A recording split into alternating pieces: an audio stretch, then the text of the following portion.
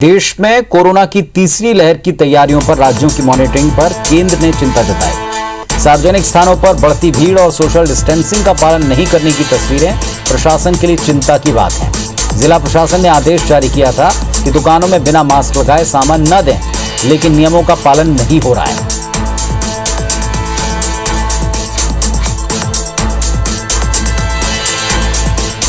मध्य प्रदेश में भी कोरोना संक्रमण को लेकर काफी हद तक स्थिति नियंत्रण में तो दिखती है, लेकिन बीते 24 घंटे में 28 मामले सामने आए, 2 संक्रमितों की मृत्यु दर्ज की गई, 441 संक्रमितों का इलाज हो रहा है। इसके अलावा ब्लैक फंगस के मामले में एक नई बात सामने आई कि ब्लैक फंगस से जो मरीज पूरी तरह ठीक हो चुके थे, उनमें शरीर के नए हिस्सों में फंगल इन्फेक्शन दिख रहा है।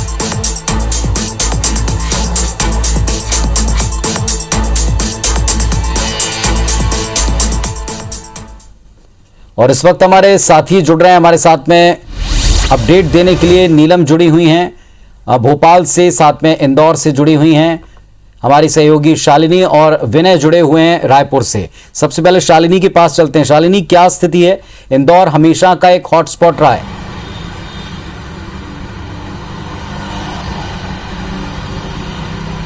देखिए पुनीत, लगातार हम देखते आए हैं कि भरे कोरोना महामारी की पहली लहर की बात की जाए, दूसरी लहर की सबसे ज्यादा प्रभाव हमें इंदौर शहर में देखने को मिला। अभी मौजूदा दौर की बात करूं तो यहाँ पे हर दिन 10,000 सैंपलिंग की जा रही है, उसमें से औसतन 10 जो मरीज है वो पॉजिटिव निकल रहे हैं। आज की बात की जाए तो 5 पॉजिटिव मरीजों की पुष्टि हुई है। यानी इंदौर शहर में जो संक्रमण की चेन है उसमें अभी भी ब्रेकडाउन नहीं लगा है। यानी स्थिति ये है कि इतने लार्ज स्केल पर सैंपलिंग होने के बाद भी जो पॉजिटिव मरीज है वो लगातार मिलते जा रहे हैं। दूसरी तरफ सरकार ने अनलॉक कर दिया है, यानी प्रमुख बाजारों से लेकर गार्डन्स हो, पार्क हो, होटल्स हो, रेस्टोरेंट्स हो और बड़े आयोजन है उसकी भी अनुमति मिल गई है। तो यहाँ पर हम लगातार देख रहे हैं कि लोग कोविड प्रोटोकॉल का पालन नहीं कर रहे हैं। दूसरी जो पोस्ट कोविड सिम्टम्स की अगर बात की जाए तो हमने देखा था कि ब्लैक फंगस के मरीजों में भी इजाफा देखा जा रहा है। हालांकि एक समय था जब इंदौर के एमवाई अस्पताल में 1200 से ज्यादा मरीज ब्लैक फंगस के भर्ती थे, उसकी संख्या अभी घट चुकी है और करीब 147 मरीज जो है अभी फिलहाल इलाजरत है। वहीं अगर इसके दूसरे पहलू पर नजर डाली जाए तो अब लोग जो है वैक्सीनेशन की ओर ज्यादा जोर दे रहे हैं, लेकिन उसके साथ साथ एक बड़ी लापरवाही कर रहे हैं पुरित कि हर बाजारों में लोग बिना मास्क के नजर आ रहे हैं। चलिए, सबसे बड़ी लापरवाही ये भारी पड़ सकती है, केंद्र से लेकर राज्य सरकारें तक ये बार बार चेता रहे हैं। हमारे साथ नीलम जुड़ी हुई है। नीलम, बताएं क्या स्थिति है? जी बिल्कुल, यदि हम मध्य प्रदेश में और खासतौर पर राजधानी भोपाल की बात करें तो इस वक्त कोरोना संक्रमण की स्थिति काफी कुछ नियंत्रण में नजर आ रही है। लगातार मामले जो है कम हो रहे हैं और मौतों का आंकड़ा जो पिछले दिनों बढ़कर मिल रहा था वो भी हम नियंत्रण में आ चुका है। हालांकि जिस तरीके की लापरवाही लोगों में देखने को मिल रही है सार्वजनिक स्थलों में, पर्यटन क्षेत्रों में, वो सरकार के लिए चिंता का विषय है और लगातार सरकार के बड़े मंत्री इस बात के लोगों को आगाह कर रहे हैं कि वो कोरोना प्रोटोकॉल का ज्यादा से ज्यादा पालन करे, वैक्सीन लगवाएगा, इसके साथ ही कोविड प्रोटोकॉल का पालन करना ना भूले।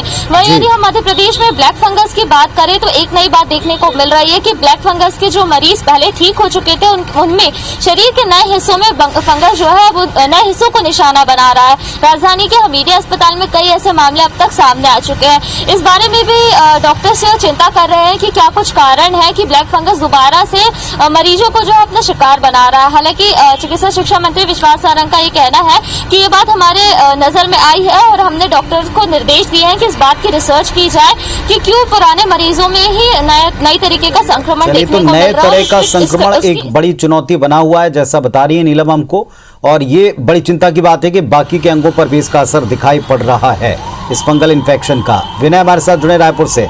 जी बताएं, क्या स्थिति है प्रदेश में इस वक्त? देखिए, प्रदेश में कोरोना का संक्रमण तो कम होता जा रहा है, लेकिन साथ साथ में इसके राज्य सरकार ने भी कहा है कि अभी खतरा टला नहीं है। केंद्र सरकार ने भी इस बात की जो इशारा किया था।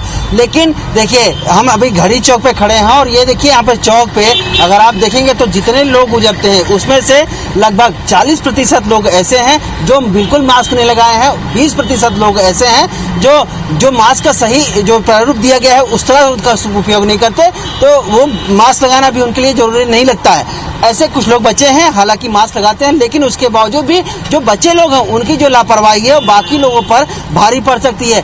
इसी बात को लेकर के बार बार केंद्र सरकार और राज्य सरकार ये समझाने की कोशिश कर रही है, लेकिन लापरवाही लोग लगातार बने हुए हैं, उनका लगातार लापरवाही बना हुआ है। अब केंद्र सरकार ने हाथ उठा दिया है, उन्होंने कहा कि अगर इसी तरह से लोग लापरवाह बने रहे तो दूसरा जो तीसरी संभावित लहर है वो इतनी खतरनाक होगी कि उससे हम भी बचा नहीं सकते आपको। यह सरकार को लगातार समझना होगा।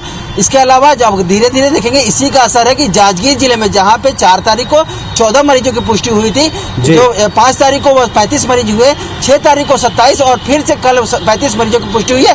धीरे धीरे ऐसे जिले जहां पर संक्रमण कम था वो धीरे धीरे अब तेजी पकड़ने लगे हैं। हालांकि केंद्र सरकार की टीम इन जिलों में जाकर के एक रूपरेखा और इनकी रिपोर्ट तैयार करी जो केंद्र सरकार को देगी। चलिए, एक बड़ी बात जो केंद्र ने और राज्य ने कही है कि अभी भी संक्रमण टला नहीं है, तीसरी लहर का खतरा सिर पर है, इसका वक्त नजदीक आ रहा है। अभी भी वक्त रहते सचेत हो जाएं, सोशल डिस्टेंसिंग का और मुंह पर मास्क का पूरा ख्याल रखें और जल्द से जल्द वैक्सीन लें। यही बचाव के 3 सबसे महत्वपूर्ण कारगर इस समय हथियार मौजूद हैं लोगों के पास। बहुत शुक्रिया आप तीनों का जानकारी के लिए।